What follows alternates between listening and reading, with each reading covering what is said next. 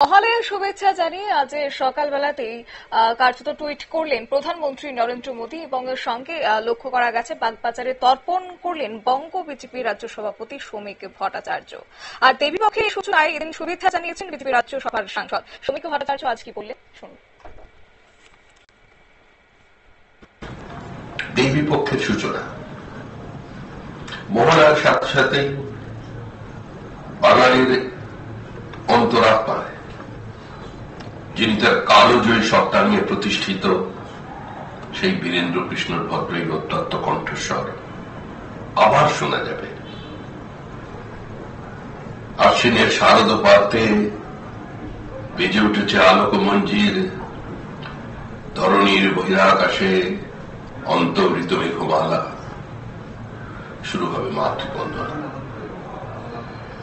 বিভিন্ন নদী তটে বহু মানুষ তর্পণ করবেন এই সময়টার জন্য। সারা বছর সারা পৃথিবীর যে এখানে বাঙালিরা আছেন তারা অপেক্ষা করে থাকেন দেবীর আগমন, আবার বিষাদের মধ্যে দিয়ে তার গমন। আমাদের এই সময়টা একটা নির্দিষ্ট কালখণ্ডের মধ্যে আবদ্ধ।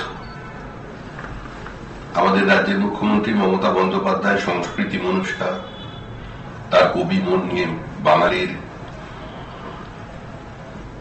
এই হৃদয় যন্ত্রণা তিনি উপলব্ধি করেছেন। তার জন্য তিনি পিতৃপক্ষেই মাতৃবন্দনার সূচনা করে দিয়েছেন। দুর্গাপুজোর মহালয়ার অনেক অভিনন্দন। সবাই আনন্দে থাকবেন, ভালো থাকবেন। শ্রমিক ভট্টাচার্যের বক্তব্য আপনারা শুনলেন এবং রবিবার সূর্যোদয়ের পূর্বেই ভোর থেকে পিতৃপক্ষের অবসান ও দেবীপক্ষের সূচনায় সর্বত্র শুরু হয় তর্পণ। আর সেক্ষেত্রে গঙ্গা তো বটেই, অন্য নদীর ঘাটেও কিন্তু সকাল থেকে একই ছবি ধরা পড়ছে। পিতৃপুরুষদের উদ্দেশ্যে সেখানে তর্পণ করা হয়, বিভিন্ন ঘাটে লক্ষ্য করা গেছে সেই ছবি। এবং এদিনই সকালবেলাতে একদিকে প্রধানমন্ত্রীর টুইট শুভেচ্ছা বার্তা, অন্যদিকে শ্রমিক ভট্টাচার্য তিনিও কিন্তু বঙ্গবাসীর উদ্দেশ্যে শুভেচ্ছা বার্তা রাখলেন। নিয়ে নিচ্ছি ছোট্ট একটি বিজ্ঞাপন বিরতি, সঙ্গে থাকুন।